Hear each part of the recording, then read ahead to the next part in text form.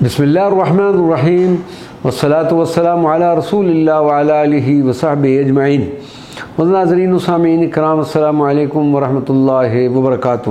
کشف و کرامات، کشف کے معنی کھولنے اور پردہ اٹھانے کے ہیں۔ روحانیت میں کشف ایک ایسی صلاحیت ہے جس کی بدولت اس صلاحیت کا حامل شخص کائنات میں کسی بھی جگہ تیر یعنی اڑ یا سیر کر سکتا ہے۔ کشف کرنے والے کا مادی جسم دنیا میں اپنی جگہ پر موجود ہوتا ہے، جبکہ تخیل کی پرواز اس کو کسی بھی جگہ لے جا سکتی ہے۔ کشف کی مشہور اقسام کشف القبور، کشف الصدور اور کشف الحضور ہیں۔ ولی کامل سید یعقوب علی شاہ کا شمار بھی باکمال ہستیوں میں ہوتا ہے جو صاحب کشف و کرامات کی حامل شخصیات تھی، لیکن ان تمام باکمال صلاحیتوں کے باوجود آپ مجسمہ عجز و انکساری تھے۔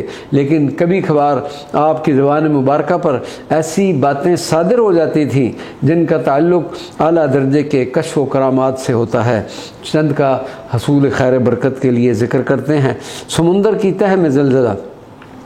سید سرفراز احمد شاہ صاحب فرماتے ہیں کہ ایک موقع پر جب مجھے آپ کی طبیعت مبارکہ ناساز معلوم ہوئی تو میں نے ادب و احترام سے دریافت کیا، حضور خیریت تو ہے؟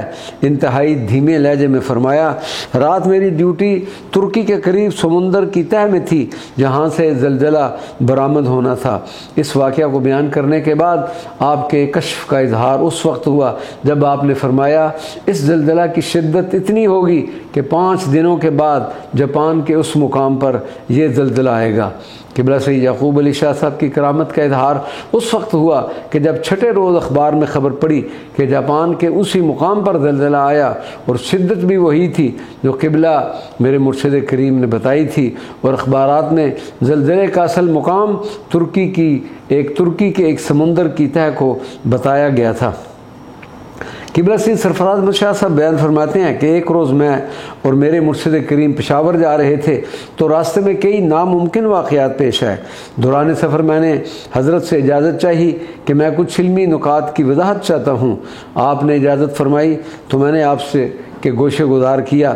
حضرت، مجھے ایک آیت کبھی ہوا میں، کبھی دیوار پر اور کبھی آسمان پر لکھی ہوئی نظر آیا کرتی تھی اور ساتھ تاکید ہوتی تھی کہ اسے پڑھا کرو، لیکن میں نے نہیں پڑھی۔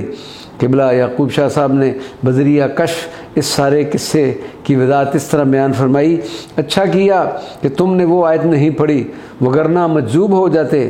دراصل وہ جنات تھے جو تمہیں وہ آیت دکھا کر پڑھنے پر اس کے لیے مادہ کرتے تھے تاکہ تم ہوش و حواس کھو بیٹھو اور اس راہ حقیقی یعنی روحانیت سے دور ہو جاؤ۔ آپ فرماتے ہیں کہ ایک مرتبہ میں اپنے مرشد کی بارگاہ میں حاضر تھا۔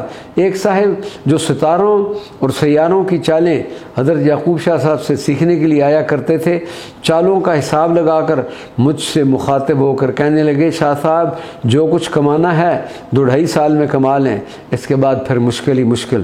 سید یعقوب علی شاہ کا چہرہ مبارک متغیر ہوا اور قدر جلال میں ان سے پوچھنے لگے کہ تم نے اتنی بڑی بات کیسے کہہ دی؟ وہ صاحب بولے، حضرت یہ آپ کے سکھائے ہوئے علم کی روشنی میں کہا ہے۔ میرے مرشد کریم نے فرمایا کہ حساب تو تم نے درست لگایا ہے، لیکن شاید تم یہ بھول گئے ہو کہ دنیا میں کچھ ایسے بندے بھی ہوتے ہیں کہ جو انگلی کے اشارے سے ستاروں کے راستے اور چالیں تک بدل دیتے ہیں۔ یہ فرمانے کے بعد آپ رحمۃ اللہ علیہ نے آسمان کی طرف انگلی اٹھائی اور فرمایا کہ بدل دے بھائی چال، اور پھر ان صاحب کو کہا کہ اب دوبارہ حساب لگاؤ۔ جب انہوں نے دوبارہ حساب لگایا تو سارا حساب بدل چکا تھا۔ کچھ ستارے میری پلکوں پہ چمکتے ہیں ابھی، کچھ ستارے میرے سینے میں سمائے ہوئے ہیں۔ وما علینا الا البلاغ المبین۔